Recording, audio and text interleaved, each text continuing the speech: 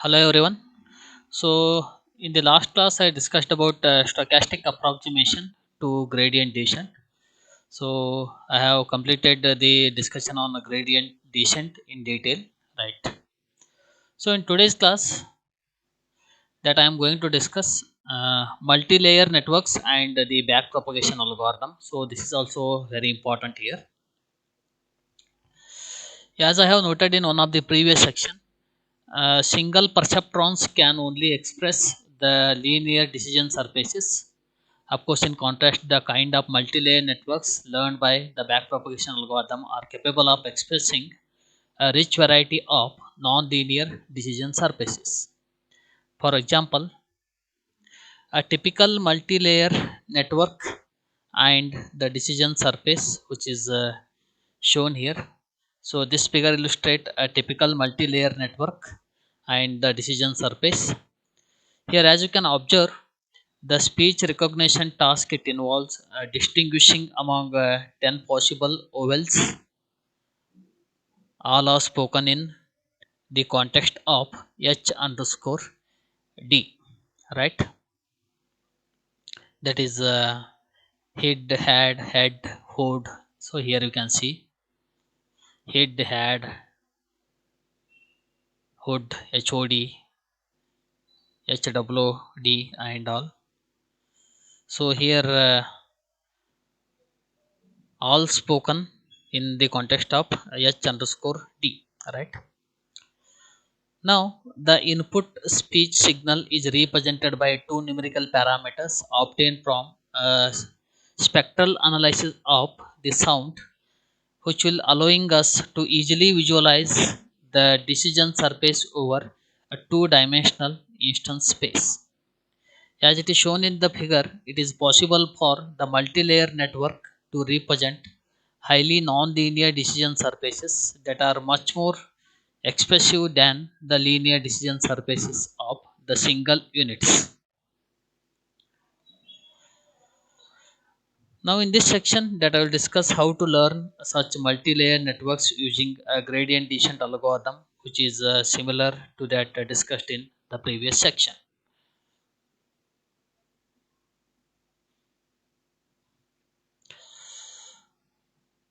So this you can go to, that is a differential threshold unit.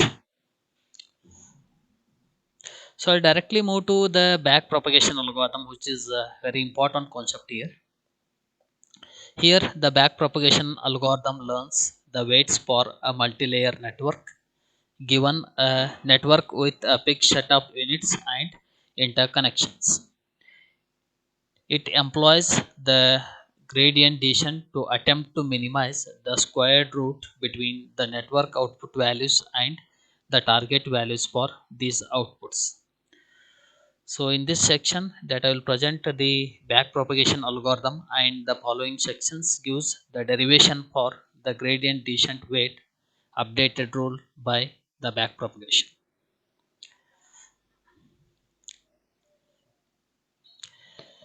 Here we are considering the networks with multiple output units rather than a single units before.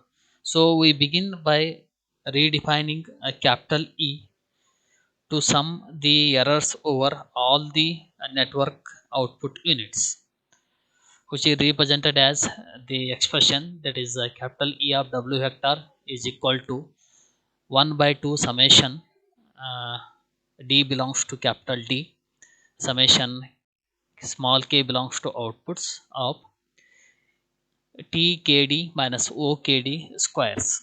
Now I'll name this equation as some number, right? Here outputs is the set of output units in the network. So this outputs, which is nothing but the set of outputs, that is the set of output units in the network. Then TKD is the target values and OKD is the output values associated with the kth output unit.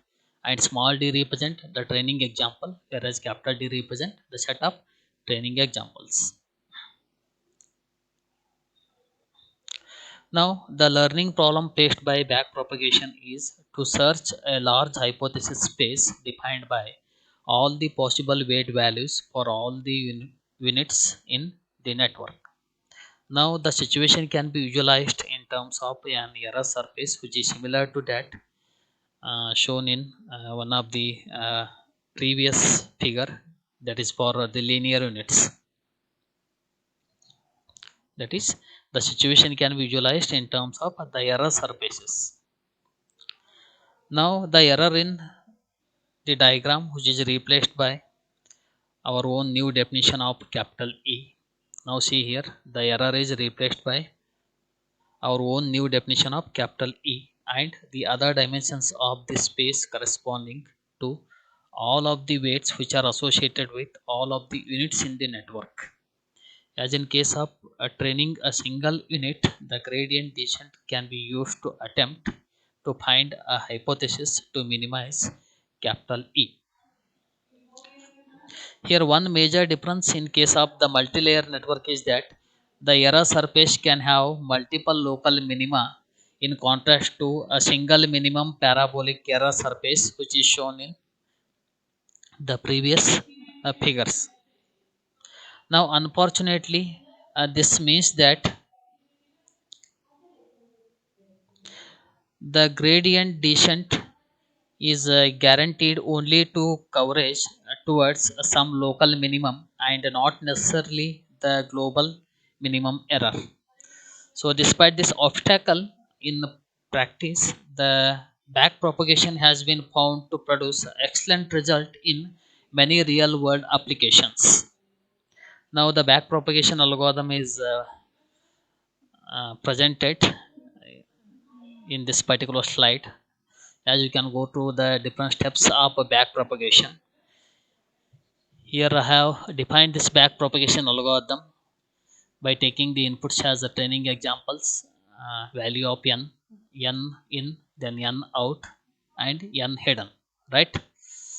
So I'll read out the steps one by one so that you can understand. First step is each training example is a pair of the form x vector comma t vector, where x vector is the vector of network input values and t vector is the vector of target network output values. Here this n or new, it is also called as new symbol. So n is the learning rate which is in terms of 0.05 0.06 like this. So n is the learning rate and n in, that is the next input, as you can see n in. So n in is the number of network inputs, then n hidden is the number of units in the hidden layer, and n out is the number of output units. Now the input from unit I into unit j is denoted by xj, right? xji, xji. So this term you can see xji. So this is nothing but input from unit I to unit j, that is xji, and weight from unit I to unit j is denoted by wji. So this is weight from unit I to unit j. Now create a feed forward network with n in inputs, n hidden, that is hidden units, and n out units. Means here I have defined the input variables. So with this, now create a feed forward network with n in inputs, n hidden units, then n out output units. Now initialize all the network weights to small random numbers which is between 0 point, that is minus 0.052 plus 0.05. Now perform the following steps until the termination condition is met. So what are the steps to perform here? So perform, that is a do, perform the steps. For each x vector, t vector in the training example, do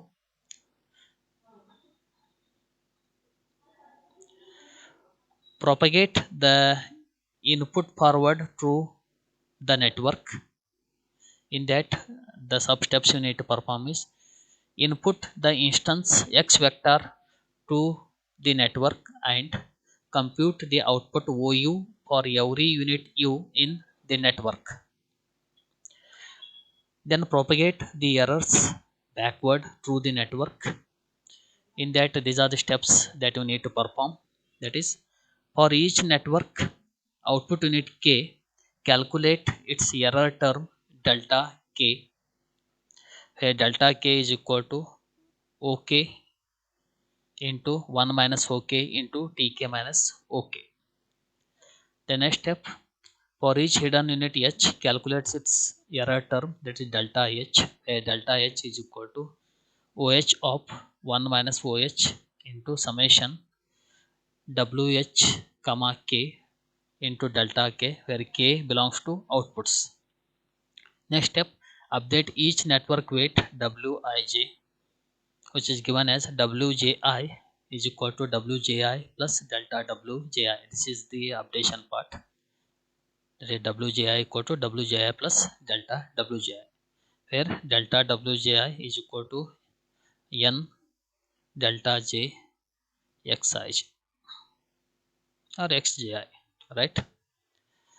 So this is what the stochastic gradient descent version of a propagation algorithm for the feed forward network containing two layers of sigmoid units.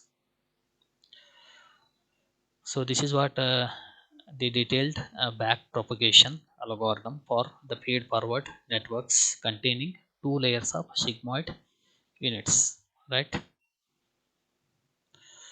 So this is what the sigmoid threshold unit. So this you know already, right?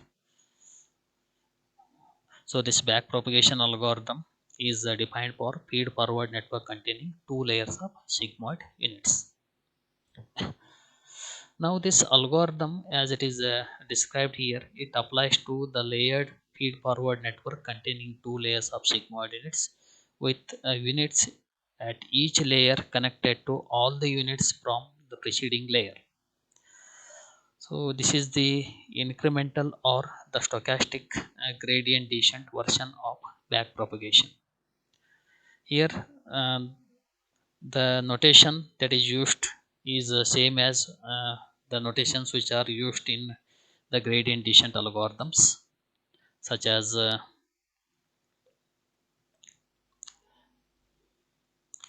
an index, which is an integer here. So an index is assigned to each node in the network, where a node is either an input to the network or output of some unit in the network.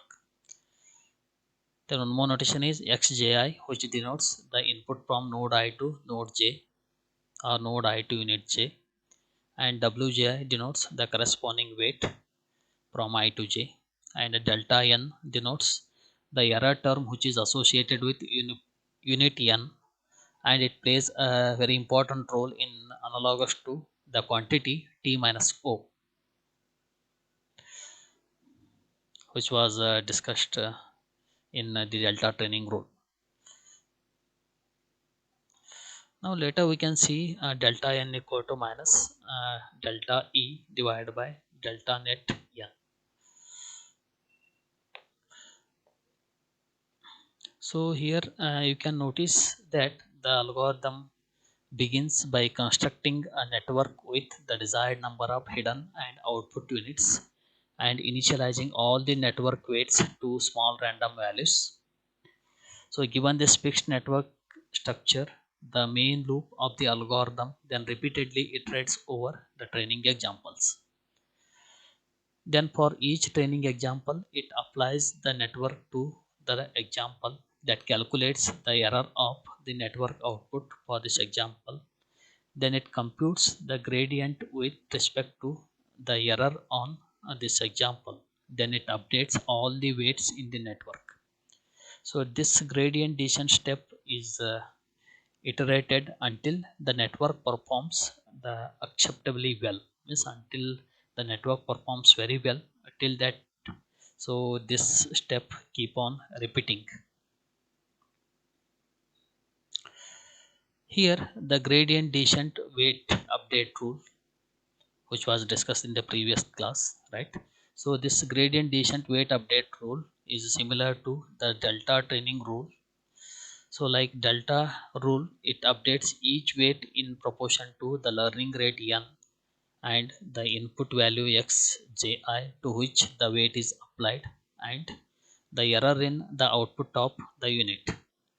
The only difference is that the error t minus o in the delta rule is replaced by a more complex error term delta j here.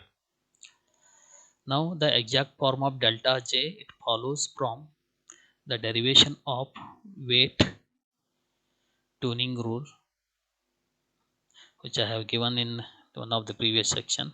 So to understand it intuitively, first consider how delta k is computed for each network output unit k.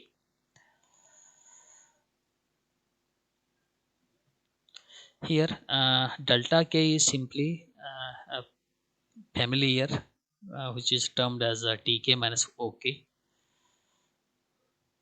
So delta k is nothing but tk minus ok from the delta rule, which is multiplied by the factor ok into 1 minus ok, which is the derivative of the sigmoid sequencing function.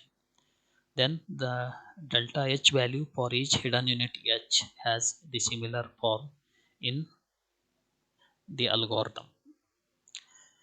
Since the training examples provide the target values tk only for the network outputs, so no target values are directly available to indicate the error of hidden unit values.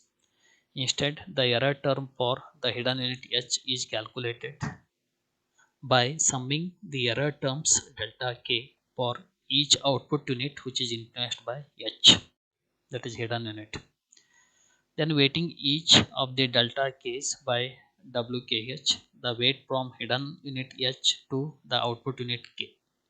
So this weight characterizes the degree to which the hidden unit h is responsible for error in the output unit k. Here the algorithm which I have illustrated. So this algorithm updates the weights incrementally following the presentation of each training example. Means this algorithm keep on updating the weights, means it will keep on incrementing the weights. That's why here I have given it as one of the incremental step, that is wij equal to wij plus delta wji. Wji equal to wji plus delta wji. This is one of the weight incremental step.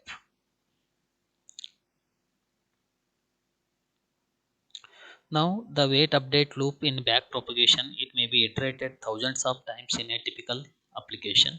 So a variety of termination conditions can be used to stop this procedure. So one may choose to stop after a fixed number of iterations to the loop, or once the error on the training examples falls below some threshold, or once the error on a separate validation set of examples meets some criteria. Here the choice of termination criteria is an important one, because very few iterations can fail to reduce the error sufficiently, and also too many iterations can lead to overfitting the training data. That's why I can say that choice of termination criteria is very important here, very important in back propagation algorithm. So this is about the back propagation algorithm, that is back propagation algorithm for feed forward network containing two layers of sigmoid units. And in the next class that I am going to discuss the derivation of the back propagation rule. Thank you.